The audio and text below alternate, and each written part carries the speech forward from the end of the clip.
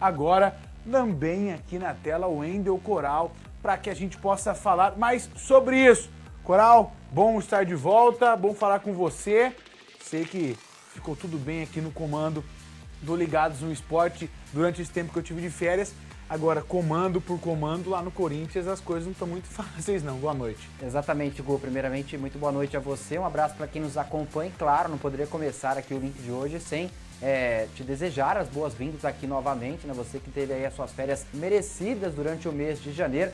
Agora a volta acabou a moleza, viu, Gustavo Negreto? É isso aí.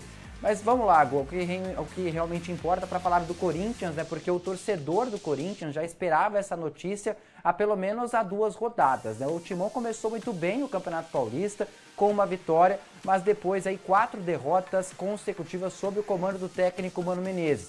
Já estava um pouco insustentável essa história, né? Mas até o presidente do Corinthians, ontem após a partida, que o Corinthians acabou perdendo em casa para o Novo Horizontino, o Augusto Melo, ele bancou a permanência do Mano Menezes. Ele disse, não, o Mano tem contrato até 2025, ele não vai sair.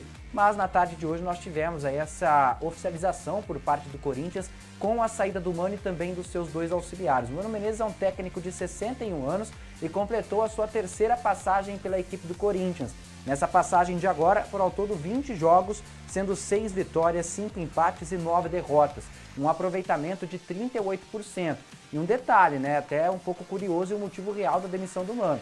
Dessas 9 derrotas do Mano no comando do Corinthians, 4, como eu disse, foram de forma consecutiva, o que acabou pesando pela demissão dele. O que acontece é o seguinte, quando o Mano voltou para o Corinthians no mês de setembro do ano passado, até que conseguiu aí confirmar o Corinthians na Série A do Campeonato Brasileiro para 2024, classificou a equipe também para a Sul-Americana nessa temporada, o Duílio Monteiro Alves, né, o antigo presidente, aliás, do Corinthians, tinha deixado uma multa em contrato de 20 milhões.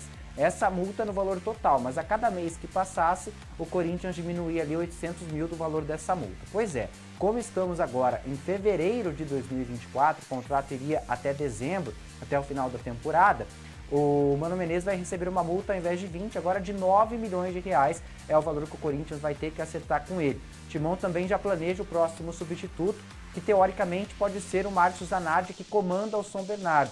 Márcio Zanardi é um treinador jovem, 45 anos, passou pelas categorias de base do Corinthians, o único clube profissional que ele atuou até aqui é o próprio São Bernardo. Mas tem um porém nessa questão, viu, Gu? Olha que curioso. No Campeonato Paulista, no regulamento do estadual, diz o seguinte, que um técnico não pode dirigir 2 equipes dentro da competição. Como ele já está no São Bernardo, caso ele venha para o Corinthians, vai assumir a equipe somente no Campeonato Brasileiro. Será que o Timão vai manter um treinador ali, um auxiliar fixo da casa, no comando até o final do Paulista? Porque a situação está complicada. Corinthians, neste exato momento, se o Paulistão terminasse hoje, estaria rebaixado para a Série A2. Quer dizer, né, Coral, é um começo de ano que para o torcedor corintiano ele é muito difícil, né? Porque muita expectativa com relação à nova diretoria, nova presidência, muitas promessas, muita falação, mas a gente está vendo muito menos do que foi prometido, do que foi falado em entrevistas coletivas, em especulações. E aí, já com menos de um mês de trabalho, muitas equipes se apresentaram 1 mês atrás, no dia 5 de janeiro. Acontece isso. A primeira demissão, né, de um técnico, junto hoje com a do Santo André, né, do Campeonato Paulista. E aí o Corinthians vai ter que pensar num novo técnico e tem essa história. Como vai pensar num técnico se ele não pode atuar durante o Campeonato Paulista e falta muito ainda da competição? O Corinthians começa um ano de 2024 muito complicado. É isso, você comentou do Santo André, né, ao lado do Corinthians, ali, as 2 piores equipes do Campeonato Paulista, o técnico Fernando Marchiori, a exemplo do Mano também desligado na tarde de hoje. Então a dança das cadeiras aqui no estado de São Paulo, dos treinadores aí já começou a todo vapor, viu, Gil? Não, começou com 5 rodadas, né? Pois é. Isso que a gente falta um pouco mais da metade, né? Exatamente.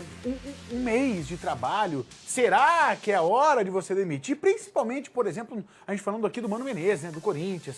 Tem muito campeonato, tem muitas competições ainda durante o ano de 2024.